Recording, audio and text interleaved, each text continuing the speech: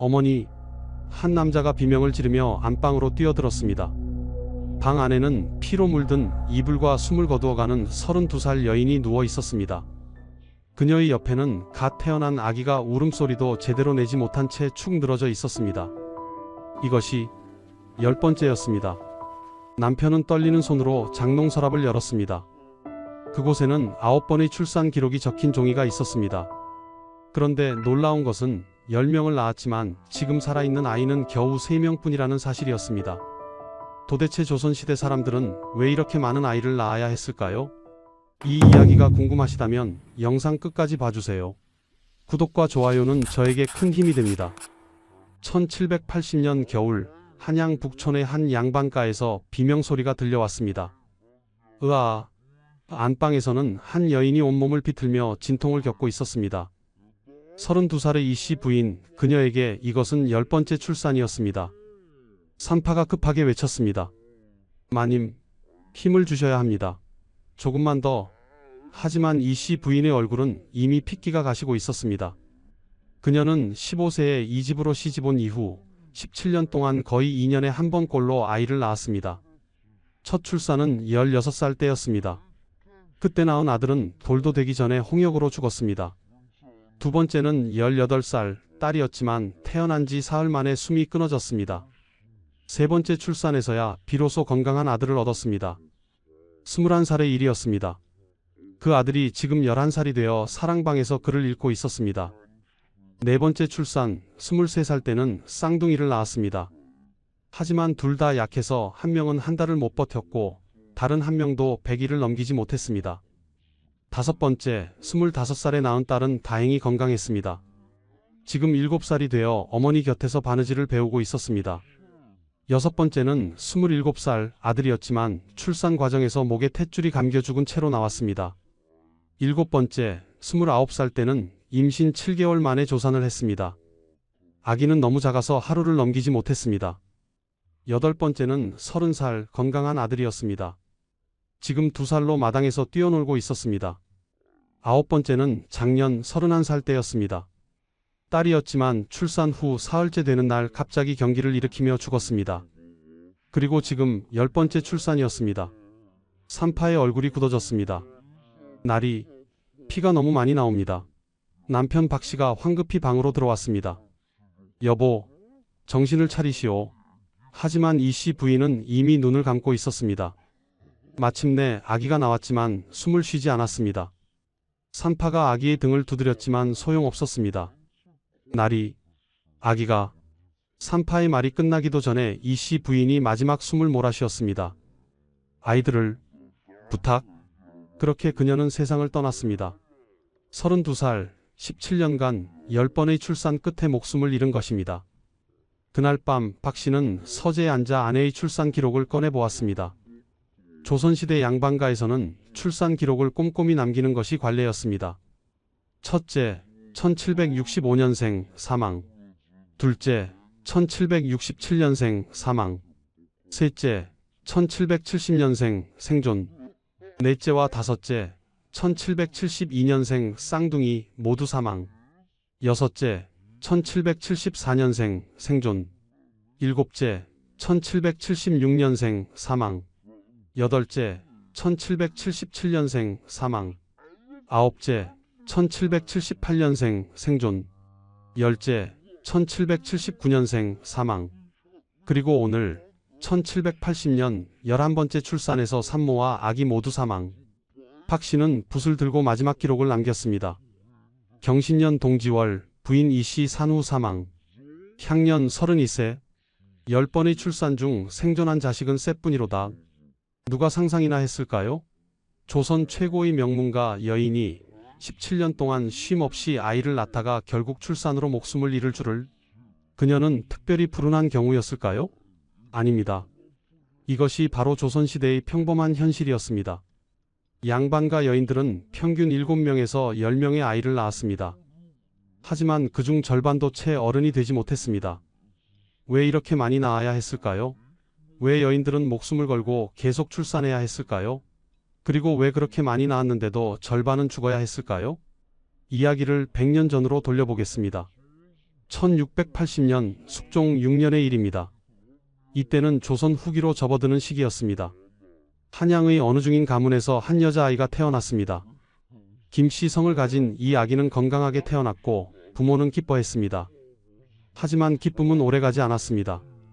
조선시대에는 아이가 태어나면 곧바로 금줄을 쳐서 부정한 것을 막았습니다. 금줄에는 붉은 고추와 숯, 솔가지를 달았습니다. 아들이면 고추를, 딸이면 숯과 솔가지를 더 많이 달았습니다. 이것은 단순한 풍습이 아니었습니다. 악귀와 전염병으로부터 아기를 지키려는 절박한 주술이었습니다. 왜냐하면 조선시대에는 아기 5명 중 한두 명은 돌도 되기 전에 죽었기 때문입니다. 승정원 일기의 기록을 보면 1680년대 한양에서는 거의 매년 전염병이 돌았습니다. 천연두, 홍역, 학질이 가장 무서운 병이었습니다. 특히 천연두는 마마라고 불리며 두려움의 대상이었습니다. 한 번 유행하면 수백 명의 아이들이 목숨을 잃었습니다. 조선 왕조실록에는 이런 기록이 자주 등장합니다. 한성부의 두창이 크게 유행하여 사망자가 매우 많다. 홍역으로 인해 어린아이 수십 명이 죽었다. 부모들은 아이가 병에 걸리면 무당을 불러 구슬하거나 절에 가서 기도를 올렸습니다. 하지만 대부분 소용없었습니다. 김씨 집안의 딸아이는 다행히 천연두를 피해 5살까지 자랐습니다. 조선시대에는 아이가 5살이 되면 비로소 살았다고 여겼습니다. 그 전까지는 언제 죽을지 모르는 존재였습니다. 그래서 족보에도 5살 이전에 죽은 아이는 아예 기록하지 않는 경우가 많았습니다. 이것은 냉정함이 아니라 현실이었습니다. 너무 자주 아이를 잃다 보니 부모들도 일종의 방어기제를 만든 것입니다. 아이에게 천한 이름을 지어주는 것도 같은 이유였습니다. 쇠돌이, 개똥이, 말똥이 같은 이름들 말입니다. 귀한 이름을 지으면 귀신이 데려간다고 믿었습니다. 의녀와 산파가 있었지만 이들이 할 수 있는 일은 제한적이었습니다. 의녀는 왕실과 양반가의 부인들을 돌보는 여성 의료인이었습니다. 하지만 의녀들도 제대로 된 의학 교육을 받지 못했습니다. 주로 침과 뜸, 그리고 간단한 약재를 다루는 정도였습니다. 출산은 더욱 위험했습니다. 난산이 되면 산모와 아기 모두 목숨을 잃는 경우가 흔했습니다. 동의보감에는 출산과 관련된 처방이 기록되어 있지만 대부분 산후조리에 관한 것이었습니다. 실제 출산 과정에서 발생하는 응급 상황에 대처할 방법은 거의 없었습니다. 산후조리는 매우 중요하게 여겨졌습니다. 출산 후 37일, 즉 21일 동안은 산모가 절대 밖으로 나가서는 안 되었습니다. 찬바람을 쐬거나 찬물을 만지는 것도 금기였습니다. 미역국을 먹고 따뜻하게 몸을 보호해야 했습니다. 하지만 가난한 집에서는 이마저도 제대로 지키기 어려웠습니다. 양반과 여인들도 산후조리 중 병을 얻어 죽는 일이 잦았는데 하물며 평민 여인들은 어땠겠습니까? 출산 후 며칠 되지 않아 일터로 나가야 했던 여인들이 부지기수였습니다. 그러다 산후병으로 목숨을 잃는 것입니다. 승정원 일기 1687년의 기록을 보면 이런 내용이 있습니다.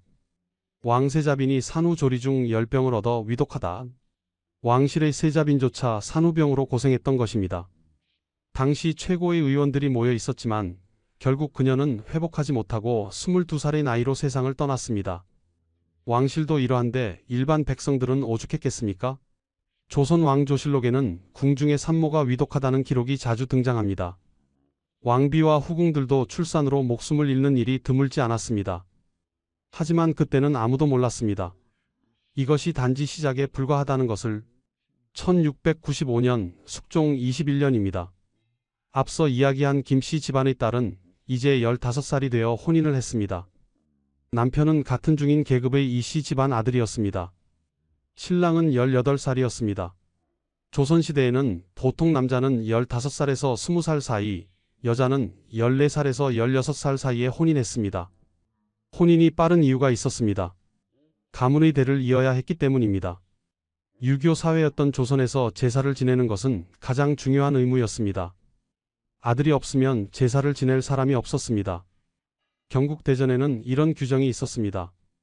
적자가 없으면 적손을 세우고 적손이 없으면 양자를 드린다. 양자를 드리는 것도 아무나 되는 것이 아니었습니다. 반드시 같은 학렬의 친족 중에서 골라야 했습니다. 그것도 윗대 형제의 아들 중에서 선택해야 했습니다.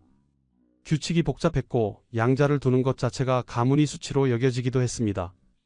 그래서 모든 집안이 간절히 원한 것은 자기 아들을 낳는 것이었습니다. 김 씨 부인도 시집간 지 1년 만에 첫 아이를 임신했습니다. 16살이었습니다. 하지만 첫 출산은 순조롭지 않았습니다. 진통이 이틀이나 계속되었습니다. 산파가 말했습니다. 아기가 거꾸로 있습니다. 여가, 즉 아기의 자세가 바르지 않은 것이었습니다. 조선시대에는 이런 경우 산모와 아기 모두 목숨을 잃는 일이 흔했습니다. 산파가 할 수 있는 것은 손을 넣어 아기의 자세를 바꾸려 시도하는 것뿐이었습니다. 하지만 대부분 실패했습니다. 다행히 김 씨 부인은 이틀간의 진통 끝에 아들을 낳았습니다. 하지만 아기는 너무 약했습니다. 제대로 울지도 못했습니다. 사흘 후 아기는 숨을 거두었습니다. 김 씨 부인은 슬퍼할 겨를도 없었습니다. 1년 후 다시 임신했기 때문입니다. 두 번째 아이는 딸이었습니다. 건강하게 태어났지만 시댁에서는 실망했습니다. 딸은 소용없다. 아들을 낳아야 한다. 시어머니의 압박이 시작되었습니다. 김 씨 부인은 산후조리를 제대로 하지 못했습니다. 딸이었기 때문입니다.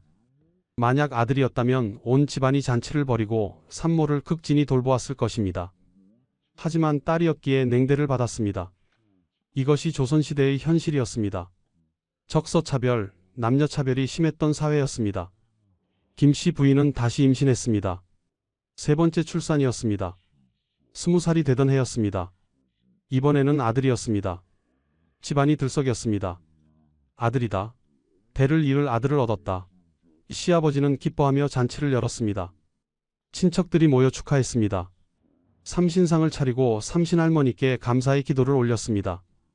100일이 지날 때까지 금주를 걸어두고 부정한 사람의 출입을 금했습니다. 돌잔치도 성대하게 치렀습니다. 하지만 기쁨은 오래가지 않았습니다. 아이가 3살이 되던 해 천연두가 돌았습니다. 온몸에 물집이 생기고 고열이 계속되었습니다. 무당을 불러 마마신께 굿을 올렸습니다. 하지만 소용없었습니다. 아이는 닷새 만에 숨을 거두었습니다. 김 씨 부인은 미치도록 울었습니다. 내 아들, 내 아들. 하지만 시댁의 반응은 달랐습니다. 슬퍼할 시간이 없다. 다시 아들을 낳아야 한다. 실제로 조선 왕조실록을 보면 왕실의 기록도 다르지 않았습니다. 영조는 총 10명의 자녀를 두었습니다. 아들 5명, 딸 5명이었습니다. 하지만 성인까지 살아남은 자녀는 4뿐이었습니다. 장남 효장세자는 10살에 죽었습니다. 차남 진종은 태어나자마자 죽었습니다. 삼남도 어려서 죽었습니다. 넷째 아들 장조, 즉 사도세자만이 성인이 되었지만 결국 뒤주에서 죽었습니다. 다섯째 아들은 영조가 65살에 얻은 아들이었지만 역시 어려서 죽었습니다. 딸들도 마찬가지였습니다. 5명 중 2은 어려서 죽었습니다. 왕실도 이러했습니다. 최고의 음식을 먹고 최고의 의원들이 돌보았지만 절반은 어른이 되지 못했습니다. 같은 시기 경기도 어느 농촌 마을의 이야기입니다. 평민 박 씨는 20살에 혼인하여 아내와 함께 작은 농사를 지었습니다. 그들에게 자식은 단순히 대를 잇는 문제가 아니었습니다. 자식은 곧 일손이었고 일손은 곧 생존이었습니다. 조선시대 농사는 모든 것이 사람의 손으로 이루어졌습니다. 논을 갈고 모를 심고 김을 메고 추수하는 모든 과정이 사람의 노동력으로만 가능했습니다. 소가 있는 집은 부자였습니다. 대부분의 농민들은 직접 쟁기를 끌어야 했습니다. 박 씨 부부는 첫 해에 딸을 낳았습니다. 이듬해에는 아들을 낳았습니다. 하지만 아들은 100일을 넘기지 못하고 죽었습니다. 설사병을 앓다가 탈수로 죽은 것입니다. 조선시대에는 설사병으로 죽는 아이들이 매우 많았습니다. 특히 여름철에는 음식이 쉽게 상했고 위생 상태가 좋지 않아 배탈이 잦았습니다. 한 번 설사가 시작되면 며칠 만에 몸이 바싹 말라 죽었습니다. 지금처럼 수액을 놓을 수도 없었습니다. 그저 물을 먹이는 것이 전부였지만 아이들은 물조차 제대로 받아들이지 못했습니다. 박 씨 부부는 다시 아이를 가졌습니다. 이번에는 쌍둥이였습니다. 하지만 쌍둥이는 약하게 태어났고 한 명은 한 달 만에, 다른 한 명은 석 달 만에 죽었습니다. 조선 왕조실록 숙종 23년 기록을 보면 이런 내용이 있습니다. 경기도에 큰 기근이 들어 백성들이 굶어 죽고 있다. 부모가 어린 자식을 버리는 일이 많으니 구제책을 마련하라. 흉년이 들면 가장 먼저 희생되는 것이 아이들이었습니다. 입 하나라도 줄이기 위해 갓난아기를 버리는 일이 흔했습니다. 특히 딸아이들이 많이 버려졌습니다. 아들은 그래도 키우려 했지만 딸은 시집 보내야 하는 존재였기에 부담이 되었습니다. 승정원 일기에는 버려진 아이들을 거두어 기르는 기관을 만들라는 명령이 자주 등장합니다. 하지만 실효성은 없었습니다. 박 씨 부부는 계속 아이를 낳았습니다. 7번째 출산에서야 건강한 아들을 얻었습니다. 8번째는 딸, 9번째도 딸이었습니다. 두 딸은 다행히 살아남았습니다. 10번째 출산에서 또 아들을 낳았습니다. 이 아들도 건강했습니다. 결국 10번의 출산 끝에 4명의 자녀가 살아남았습니다. 두 아들과 두 딸이었습니다. 박 씨는 이제 안도할 수 있었습니다. 아들 둘이 있으니 한 명이 죽어도 대를 이을 수 있었습니다. 그리고 농사일을 도울 일손도 생겼습니다. 아이들이 7살만 되면 밭일을 거둘 수 있었습니다. 10살이 되면 어른만큼은 아니어도 상당한 일을 할 수 있었습니다. 하지만 평민들의 삶은 양반들보다 훨씬 가혹했습니다. 양반과 여인들은 그래도 산후조리를 할 수 있었지만 평민 여인들은 출산 후 며칠 되지 않아 일을 해야 했습니다. 밭에 나가고 물을 길어야 했습니다. 그러다 산후병으로 죽는 여인들이 많았습니다. 또한 영양 상태도 좋지 않아 아이를 낳을 때마다 산모의 몸은 더욱 약해졌습니다. 박 씨의 아내도 10번의 출산 끝에 몸이 많이 상했습니다. 치아가 다 빠지고 허리를 제대로 펴지 못했습니다. 35살의 나이에 이미 노파처럼 보였습니다. 노비들의 경우는 더욱 비참했습니다. 노비의 자식은 자동으로 주인의 재산이 되었습니다. 그래서 주인들은 노비들에게 많은 자식을 낳으라고 강요했습니다. 노비 1명이 낳은 자식이 5명이면 주인은 노비 5명을 공짜로 얻는 것이었습니다. 경국대전에는 노비의 자식은 어미의 신분을 따른다는 규정이 있었습니다. 따비법이라고 불리는 이 규정 때문에 노비 여성들은 끊임없이 아이를 낳아야 했습니다. 주인이 강제로 노비 남성과 짝을 지어주는 일도 흔했습니다. 재산을 불리기 위해서였습니다. 노비 여성들에게 출산은 선택이 아니라 강요였습니다. 1700년 숙종 26년의 일입니다. 한양 북촌의 한 양반가에서 심각한 논의가 오가고 있었습니다. 가주인 이 씨는 43살이었습니다. 그의 부인은 39살로 지난 20년간 6번의 출산을 했습니다. 하지만 살아남은 자녀는 딸 셋뿐이었습니다. 아들은 한 명도 없었습니다. 첫째 아들은 돌 전에 죽었고 둘째 아들은 5살에 천연두로 죽었으며 셋째 아들은 태어나자마자 숨을 거두었습니다. 이제 부인은 나이가 많아 더 이상 임신이 어려웠습니다. 조선시대 여성들은 보통 40세가 넘으면 임신 가능성이 급격히 떨어졌습니다. 이 씨 집안은 위기에 처했습니다. 이 씨의 아버지가 말했습니다. 첩을 드려야 한다. 이대로는 우리 가문의 제사가 끊긴다. 조선시대 양반가에서 정실 부인이 아들을 낳지 못하면 첩을 드리는 것은 흔한 일이었습니다. 경국대전에는 첩의 자식인 서얼에 대한 규정이 명확히 나와 있었습니다. 서얼은 문과에 응시할 수 없으나 가문의 제사는 지낼 수 있다. 즉 적자가 없으면 서자라도 제사를 받들 수 있었습니다. 적자보다는 못하지만 대가 끊기는 것보다는 나았습니다. 이 씨는 고민 끝에 첩을 드리기로 결정했습니다.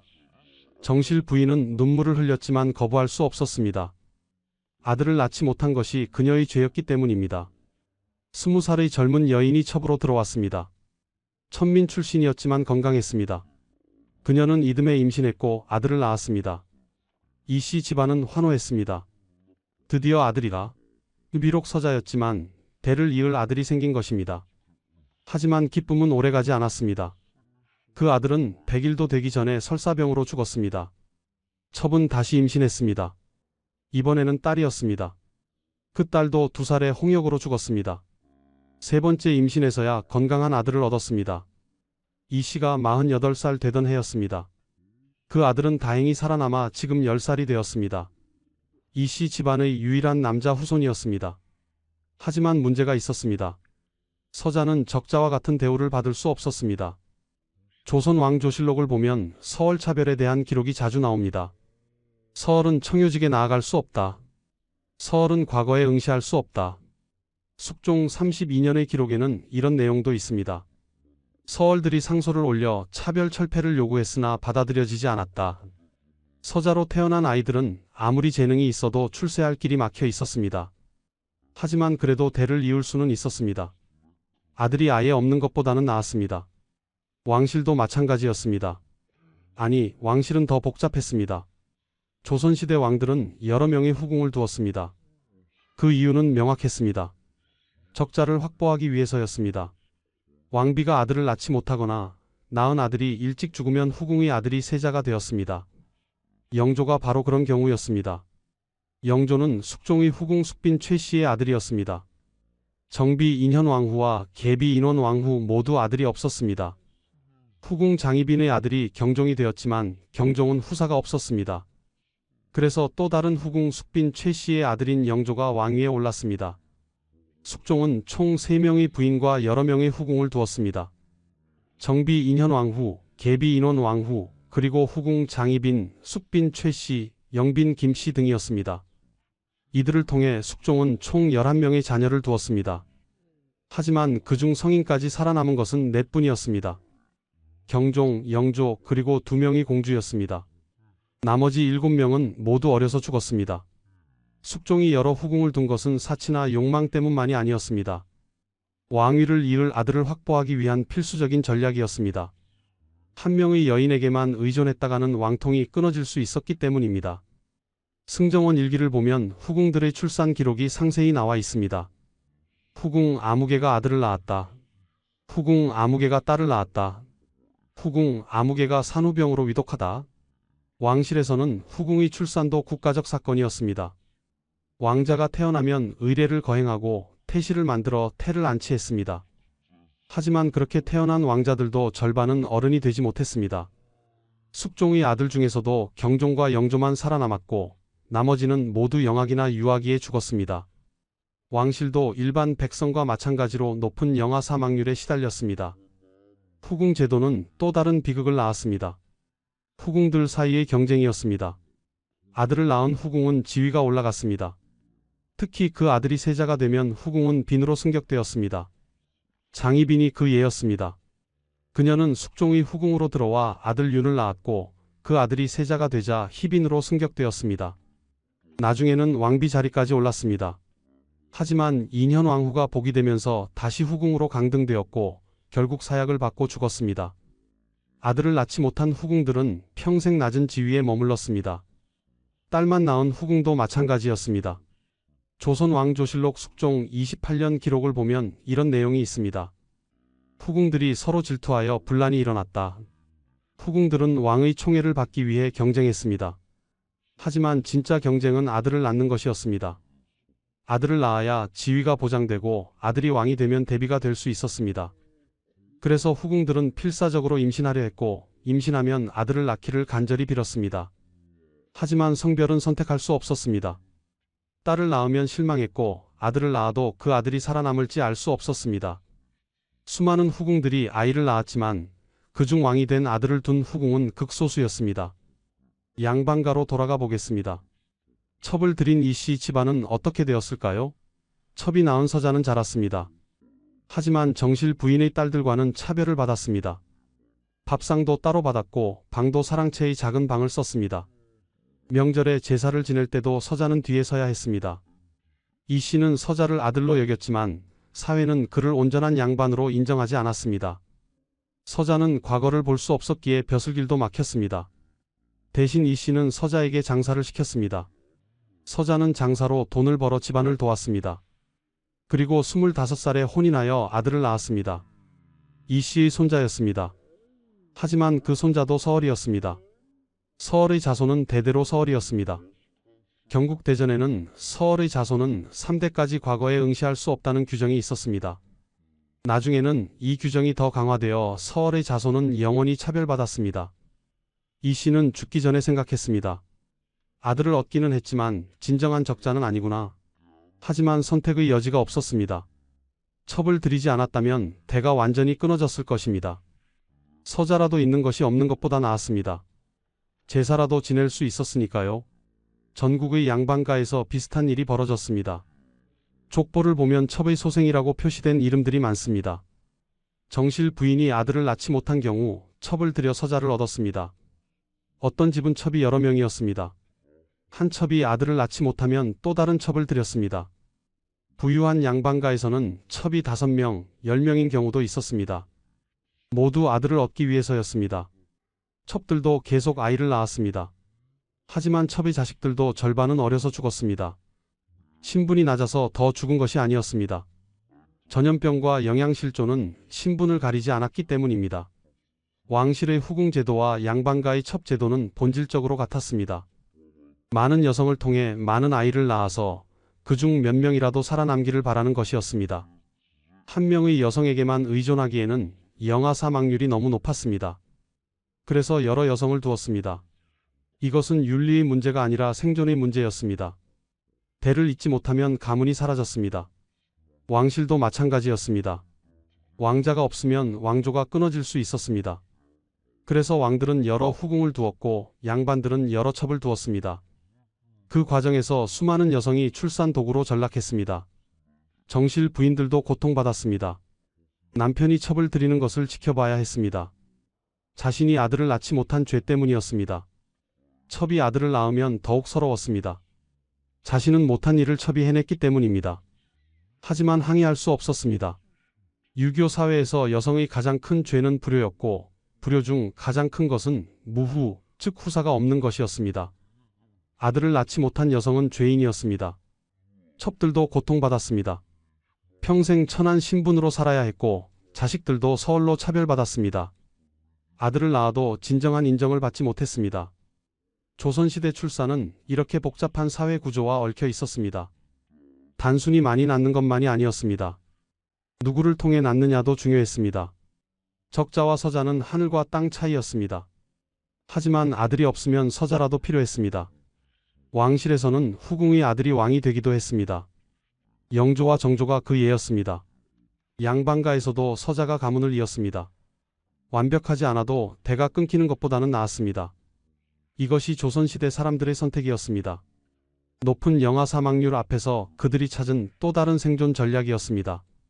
1715년 숙종 41년입니다. 김씨 부인은 이제 35살이 되었습니다. 지난 20년 동안 그녀는 총 8번의 출산을 했습니다. 살아남은 자녀는 셋이었습니다. 장남은 15살, 차남은 10살, 장녀는 8살이었습니다. 나머지 5명은 모두 어려서 죽었습니다. 김씨 부인의 몸은 이제 만신창이가 되어 있었습니다. 출산 후유증으로 허리와 무릎이 늘 아팠습니다. 치질도 심했고 자궁 탈출증도 있었습니다. 하지만 병원에 갈 수도 없었습니다. 여성의 병은 부끄러운 것으로 여겨져 함부로 말할 수도 없었습니다. 조선시대 여성들에게 출산은 정말로 목숨을 건 일이었습니다. 승정원 일기 1720년 기록을 보면 이런 내용이 있습니다. 후궁 최씨가 산후 출혈로 위독하다. 의원들이 모두 모였으나 방법이 없다. 이틀 후의 기록에는 후궁 최씨가 승하했다고 적혀 있습니다. 28살이었습니다. 왕실의 후궁도 출산으로 죽었습니다.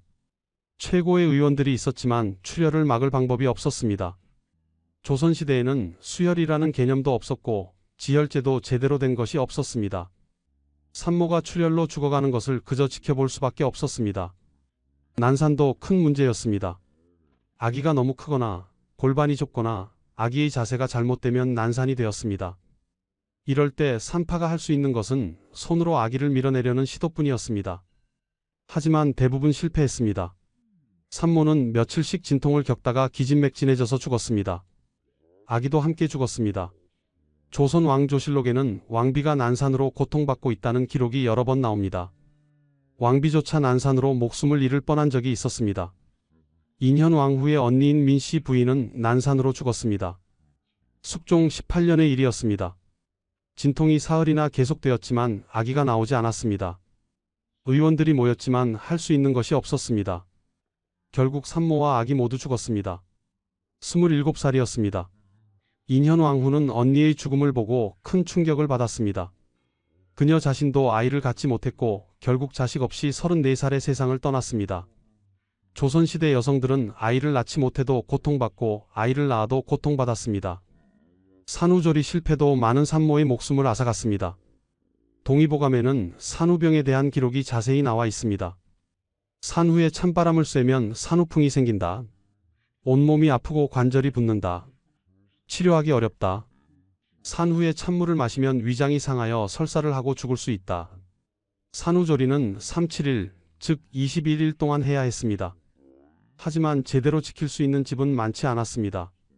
가난한 집에서는 산모가 출산 후 며칠 만에 일을 해야 했습니다. 그러다 산후풍에 걸리거나 산후출혈이 재발하여 죽었습니다. 김씨 부인도 산후조리를 제대로 하지 못했습니다. 특히 딸을 낳았을 때는 더욱 그랬습니다. 시댁에서 냉대했기 때문입니다. 아들을 낳으면 미역국을 푸짐하게 끓여주고 산모를 극진히 돌보았습니다. 하지만 딸을 낳으면 쓸모없는 것을 낳았다며 제대로 음식도 주지 않았습니다. 김씨 부인은 8번의 출산 중 딸을 3번 낳았는데 그중 2번은 제대로 된 미역국도 먹지 못했습니다. 그 결과 몸이 많이 상했습니다. 35살의 나이에 이미 기력이 쇠했고 각종 부인병에 시달렸습니다. 조선시대 여성의 일생을 보면 이렇습니다. 15살에 혼인하여 40살까지 25년 동안 출산을 반복했습니다. 평균 2년에서 3년에 한 번씩 임신하고 출산했습니다. 유산과 사산을 포함하면 더 많았습니다. 한 여성이 평생 임신하는 횟수는 10번에서 15번 정도였습니다. 그중 실제로 살아서 태어나는 아기는 7명에서 10명이었습니다. 그리고 그중 성인까지 살아남는 자녀는 서너 명 정도였습니다. 여성들은 일생의 대부분을 임신, 출산, 육아로 보냈습니다. 그리고 그 과정에서 많은 여성이 목숨을 잃었습니다. 하지만 그때는 아무도 몰랐습니다. 이 고통이 언제까지 계속될지를. 1730년 영조 6년입니다. 김씨 부인의 장남이 이제 30살이 되어 장가를 들었습니다. 며느리를 맞이하면서 김씨 부인은 며느리에게 말했습니다. 아이를 많이 낳아야 한다. 그중 몇이라도 살아남으려면 말이다. 이것은 경험에서 우러나온 지혜였습니다. 조선시대 사람들은 통계를 내지는 않았지만 경험적으로 알고 있었습니다. 10명을 낳으면 그중 서너 명은 살아남는다는 것을. 그래서 대를 이으려면, 가족을 유지하려면 반드시 많이 낳아야 했습니다. 왕실의 기록을 보면 이것이 더 명확해집니다. 영조의 경우를 다시 살펴보겠습니다. 영조는 1694년에 태어나 1776년에 죽었습니다. 82년을 살았고 52년간 왕위에 있었습니다. 그는 평생 총 10명의 자녀를 두었습니다. 정비 정성 왕후에게서는 자식이 없었습니다. 계비 정순 왕후에게서도 자식이 없었습니다. 후궁 정빈 이씨에게서 효장세자를 얻었지만 효장세자는 10살에 죽었습니다. 영빈 이씨에게서는 사도세자를 얻었습니다. 사도세자는 27살까지 살았지만 뒤주에 갇혀 죽었습니다. 귀인 조씨에게서는 화평옹주를 얻었습니다. 그녀는 성인이 되어 혼인했습니다. 숙의 문씨에게서는 화협옹주, 화완옹주, 화유옹주를 얻었습니다. 화협옹주는 어려서 죽었습니다. 화완옹주와 화유옹주는 성인이 되어 혼인했습니다. 귀인 이씨에게서는 아들 하나를 얻었지만 태어나자마자 죽었습니다. 귀인 조씨에게서는 또 다른 아들을 얻었지만 역시 어려서 죽었습니다. 영조가 65살에 귀인 박씨를 통해 마지막 아들을 얻었지만 이 아들도 2살에 죽었습니다. 결국 영조의 10명 자녀 중 성인까지 살아남은 것은 4분이었습니다. 생존율이 40%였습니다. 왕실도 이 정도였습니다. 족보를 분석한 연구를 보면 더 명확한 통계가 나옵니다. 조선 후기 양반가의 평균 출산율은 7명에서 9명 정도였습니다. 그중 5살까지 살아남는 비율은 50%에서 60%였습니다. 즉 10명을 낳으면 5명에서 6명이 5살까지 살았습니다. 그리고 그중 성인까지, 즉 20살까지 살아남는 비율은 다시 70% 정도였습니다. 결국 10명을 낳으면 서너 명이 성인이 되는 것입니다. 이것이 조선시대의 현실이었습니다. 그래서 조선시대 사람들은 계산을 했습니다. 대를 잇기 위해서는 최소한 아들 1명은 성인까지 키워야 했습니다. 1명만 키우는 것은 위험했습니다. 그 1명이 죽으면 끝이기 때문입니다. 그래서 최소한 아들 2은 성인까지 키우는 것이 목표였습니다. 아들 2를 성인까지 키우려면 아들 4은 낳아야 했습니다. 4 중 2는 어려서 죽을 것이기 때문입니다. 그런데 조선시대에는 성비 선택이 불가능했습니다. 남자를 낳을지 여자를 낳을지 알 수 없었습니다. 그래서 더 많이 낳아야 했습니다. 10명을 낳으면 대략 5명은 아들, 5명은 딸이었습니다. 5명의 아들 중 2은 어려서 죽고 셋이 5살까지 살았습니다. 그중 1명 정도가 또 10살 전에 죽으면 결국 2이 성인까지 살았습니다. 이것이 조선시대 사람들의 계산이었습니다. 통계학을 몰랐지만 경험으로 알았습니다. 많이 낳아야 며칠이라도 산다는 것을. 왕실에서도 마찬가지였습니다. 왕은 여러 후궁을 두었고 후궁들이 계속 아이를 낳게 했습니다. 적자를 확보하기 위해서였습니다. 만약 정비가 아들을 낳지 못하면 후궁의 아들을 세자로 삼았습니다. 그래서 왕실에서는 후궁 제도가 필수였습니다. 많은 여성이 아이를 낳아야 그중 하나라도 왕위를 이을 수 있었기 때문입니다. 민간에서도 금줄, 삼신상, 삼신할머니 신앙이 발달했습니다. 아이가 태어나면 대문에 금줄을 쳤습니다. 아들이면 붉은 고추와 숯을, 딸이면 솔가지와 숯을 달았습니다. 이것은 부정한 것을 막기 위한 주술이었습니다. 집 안에는 삼신상을 차려놓고 매일 정한 수를 떠놓고 빌었습니다. 삼신할머니, 우리 아기를 지켜주소서. 100일까지 무사히 넘기고 돌까지 무사히 넘기고 5살까지 무사히 넘기기를 빌었습니다. 하지만 기도만으로는 부족했습니다. 전염병이 돌면 아무리 빌어도 아이들은 죽어갔습니다. 1750년 영조 26년입니다. 경상도 안동의 한 양반가에서 아이가 태어났습니다. 가주인 김씨는 기뻐하며 아이의 이름을 지으려 했습니다. 그런데 할아버지가 말했습니다. 아직 이름을 짓지 마라. 100일이 지나고 돌이 지나고 5살이 될 때까지 기다려라. 김씨는 의아해했습니다. 아버님, 왜 그러십니까? 할아버지가 대답했습니다. 이름을 너무 일찍 지으면 저승사자가 데려간다. 천한 이름으로 불러야 귀신이 거들떠보지 않는다. 이것은 미신이 아니었습니다. 조선시대 부모들이 자식을 지키기 위해 찾아낸 절박한 생존 전략이었습니다. 그래서 그 아이는 개똥이라고 불렸습니다. 양반집 아들임에도 불구하고 말입니다. 이웃집 아이는 쇠똥이, 그 옆집 아이는 말똥이었습니다. 마을의 아이들은 거의 모두 이런 천한 이름을 가지고 있었습니다. 돌쇠, 막동이, 칠복이, 팔복이 같은 이름들이었습니다. 왜 이렇게 천한 이름을 지었을까요? 조선시대 사람들은 믿었습니다. 귀한 이름을 지으면 귀신이 시샘하여 아이를 데려간다고. 천한 이름을 지으면 귀신이 저런 천한 것은 데려갈 가치도 없다며 지나친다고 믿었습니다. 이것은 단순한 미신이 아니었습니다. 너무 자주 아이를 잃다 보니 부모들이 만들어낸 심리적 방어 기제였습니다. 승정원 일기를 보면 왕실에서도 비슷한 풍습이 있었습니다. 왕자와 공주가 태어나면 정식 이름을 바로 짓지 않았습니다. 대신 아기씨, 도련님이라고 불렀습니다. 정식 이름은 돌이 지나고 나서야 지었습니다. 영조의 손자인 정조도 어릴 때는 원손이라고만 불렸습니다. 정식 이름사는 나중에 지어졌습니다. 왕실조차 아이가 살아남을지 확신할 수 없었기 때문입니다. 이름을 일찍 짓는 것은 아이의 존재를 공식화하는 것이었고 그것은 곧 기대와 애착을 의미했습니다. 하지만 기대가 크면 상실의 고통도 컸습니다. 그래서 일부러 이름을 늦게 지었습니다. 족보에도 이런 흔적이 남아 있습니다. 많은 족보를 보면 5살 이전에 죽은 아이들은 아예 기록되지 않았습니다. 이름도 없이 자녀 중 요절이라고만 적혀 있었습니다.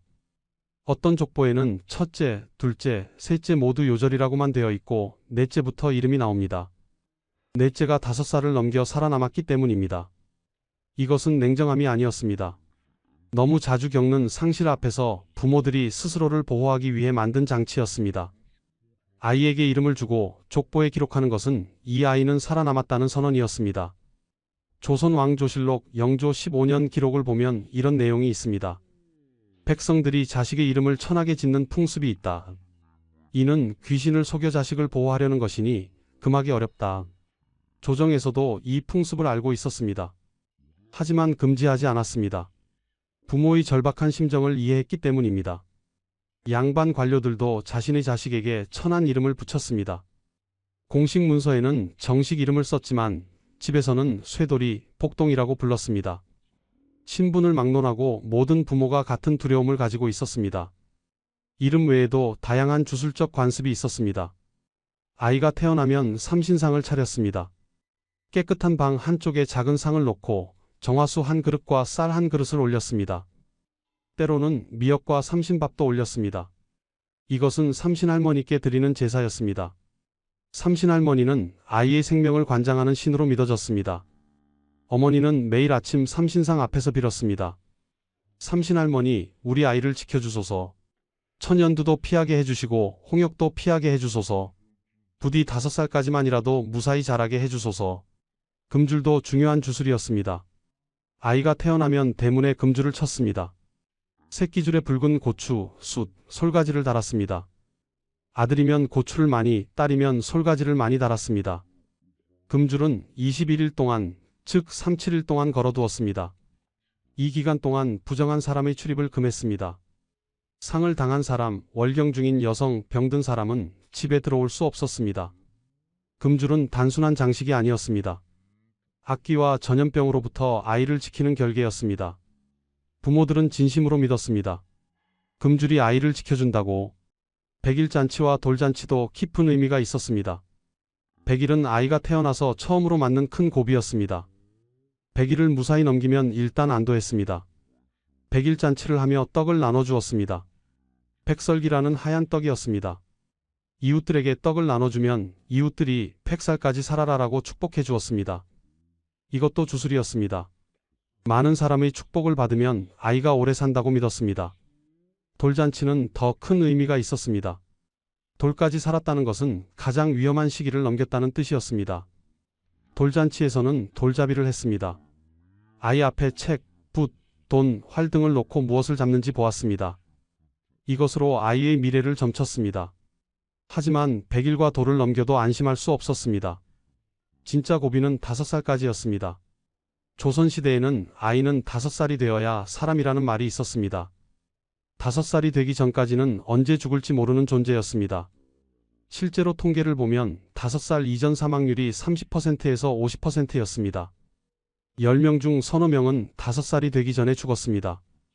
그래서 부모들은 5살이 될 때까지 매일 불안했습니다. 아침에 깨어나면 먼저 아이가 숨 쉬는지 확인했습니다. 밤새 죽지 않고 살아있으면 감사했습니다. 5살이 되면 비로소 정식 이름을 지었습니다. 그 전까지 개똥이로 불리던 아이는 이제 김진사, 이서방이라는 이름을 받았습니다. 그리고 족보에 기록되었습니다. 아무개의 장남 아무개, 모년 모월 모일 출생. 이제 이 아이는 공식적으로 존재하는 사람이 되었습니다. 부모는 비로소 안도하며 아이에게 애정을 쏟기 시작했습니다. 그 전까지는 의도적으로 거리를 두었습니다. 너무 애착을 가지면 잃었을 때 고통이 크기 때문입니다. 하지만 5살이 넘으면 이제 살았구나라고 생각하며 마음을 열었습니다. 그러나 5살을 넘겨도 완전히 안전한 것은 아니었습니다. 천연두는 언제든 올 수 있었습니다. 10살, 20살에도 천연두에 걸려 죽는 사람이 있었습니다. 그래서 부모들은 평생 불안했습니다. 자식이 30살이 되어 손자를 낳을 때까지도 걱정했습니다. 우리 아들이 무사히 살아있구나라고 안심하는 날은 오지 않았습니다. 조선 왕조실록에는 이런 기록도 있습니다. 왕세자가 천연두에 걸렸다. 온 나라가 기도하고 있다. 왕세자도 천연두 앞에서는 무력했습니다. 효장세자는 10살에 천연두로 죽었습니다. 왕실 최고의 의원들이 있었지만 막지 못했습니다. 민간에서는 무당을 불러 구슬했습니다. 마마씨님, 제발 우리 아이를 살려주소서. 천연두를 마마라고 부르며 신으로 모셨습니다. 무서운 병이기에 함부로 이름을 부르지 못하고 존칭을 썼습니다. 마마신에게 음식을 바치고 정성을 다해 빌었습니다. 우리 집을 그냥 지나가 주소서. 다른 집으로 가주소서. 이것은 이기적인 기도였지만 부모의 절박함이었습니다. 천연두가 유행하면 온 마을이 공포에 떨었습니다. 한 집에서 시작된 천연두는 이웃집으로 번졌습니다. 마을 전체의 아이들이 감염되었습니다. 그중 절반은 죽었습니다. 이름, 금줄, 삼신상, 백일잔치, 돌잔치, 마마신 굿. 이 모든 것은 과학이 아니라 주술이었습니다. 하지만 그것이 부모들이 할 수 있는 전부였습니다. 의학이 발달하지 않은 시대에 부모들은 신에게 의지할 수밖에 없었습니다. 제발 우리 아이만은 살려주소서. 이 기도는 1000년 전이나 지금이나 같습니다. 하지만 조선시대 부모들의 기도는 더 절박했습니다. 10명 중 5명이 죽는 시대였으니까요.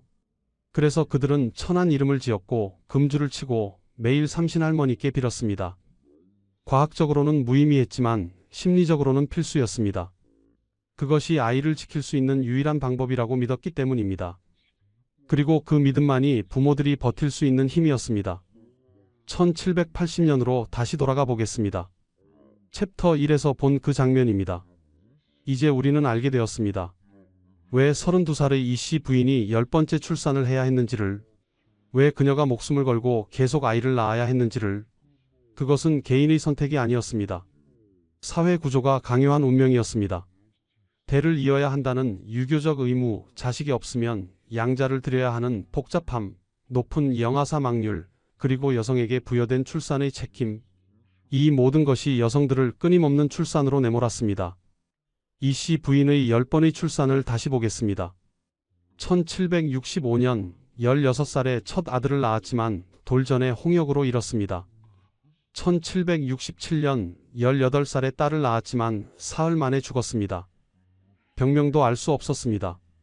1770년 21살에 아들을 낳았습니다. 이 아들은 건강했고 지금 10살이 되어 공부하고 있습니다. 1772년 23세 쌍둥이를 낳았습니다. 하지만 둘 다 약했고 한 명은 한 달, 한 명은 석 달 만에 죽었습니다. 1774년 25세 딸을 낳았습니다. 이 딸은 살아남아 지금 6살입니다. 1776년 27의 아들을 낳았지만 태어날 때 탯줄이 목에 감겨 죽었습니다. 사산이었습니다. 1777년 28배 임신 7개월 만에 조산했습니다. 아기는 너무 작아서 하루를 버티지 못했습니다. 1778년 29의 아들을 낳았습니다. 이 아들은 건강했고 지금 2살입니다. 1779년 30의 딸을 낳았지만 출산 후 사흘째 경기를 일으키며 죽었습니다. 뇌전증이었을 것으로 추정됩니다. 그리고 1780년 32의 10번째 출산을 했습니다.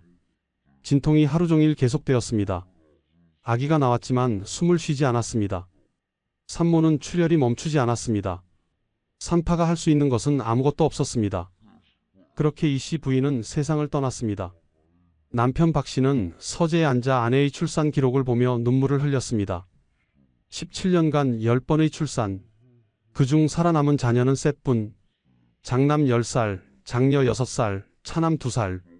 아내는 그 과정에서 목숨을 잃었습니다. 박 씨는 생각했습니다.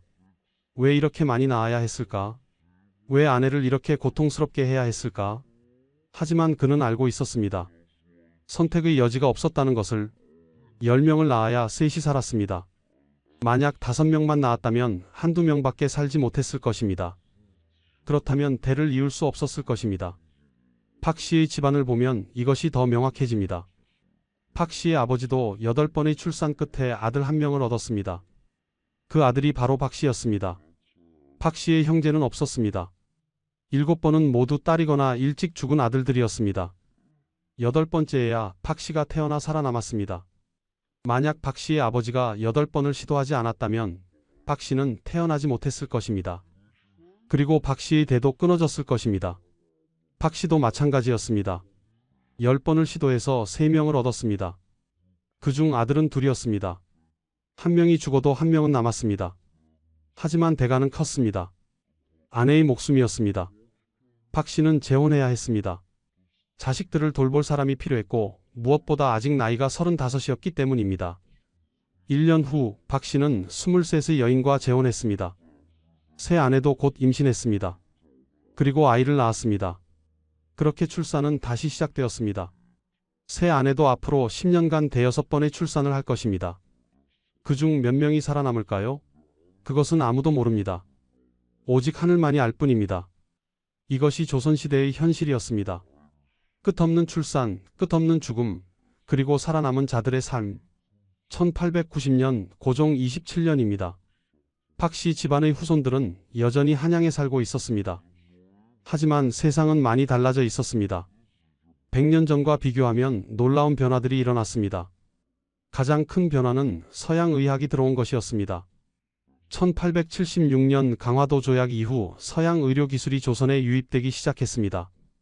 특히 종두법, 즉 천연두 예방접종이 도입되면서 큰 변화가 생겼습니다. 1879년 부산의 일본인 의사가 종두를 시작했고 1880년대에는 한양에도 보급되었습니다. 종두법의 효과는 놀라웠습니다. 천연두로 죽는 아이들이 급격히 줄어들었습니다. 조선 말기 기록을 보면 종두를 맞은 아이들의 천연두 발병률은 거의 제로에 가까웠습니다. 천연두는 조선시대 내내 가장 무서운 전염병이었습니다. 매년 수천 명의 아이들이 천연두로 목숨을 잃었습니다. 하지만 종두법이 보급되면서 이 공포에서 조금씩 벗어나기 시작했습니다. 박 씨의 6대손은 종두를 맞았습니다. 그 덕분에 천연두에 걸리지 않았습니다. 100년 전이었다면 분명히 죽었을 것입니다. 하지만 여전히 많은 것이 변하지 않았습니다. 출산율은 여전히 높았습니다. 1890년대 조선 여성들은 여전히 평균 6명에서 8명의 아이를 낳았습니다. 종두법이 도입되었지만 다른 전염병들은 여전히 기승을 부렸습니다. 홍역, 학질, 설사병 등으로 아이들이 계속 죽었습니다. 영아 사망률은 여전히 높았습니다. 5살 이전 사망률이 30% 정도였습니다. 100년 전의 50%보다는 나아졌지만 여전히 3명 중 1명은 5살을 넘기지 못했습니다. 출산으로 죽는 산모들도 여전히 많았습니다. 1900년대 초 대한제국 시기에는 서양식 병원들이 세워지기 시작했습니다. 1885년 세브란스 병원의 전신인 광해원이 설립되었습니다. 1900년에는 세브란스 병원이 정식으로 문을 열었습니다. 서양 의사들이 조선에 들어와 의료 활동을 했습니다. 하지만 혜택을 받을 수 있는 사람은 극소수였습니다. 대부분의 백성들은 여전히 전통의학에 의존했습니다. 한양의 일부 양반과 부유한 상인들만이 서양 병원을 이용할 수 있었습니다. 농촌의 백성들은 여전히 무당과 산파에게 의지했습니다. 진짜 큰 변화는 일제강점기를 거쳐 해방 이후에야 찾아왔습니다. 1950년대 이후 항생제가 보급되면서 전염병 사망률이 급격히 떨어졌습니다. 1960년대에는 예방접종이 전국적으로 시행되었습니다.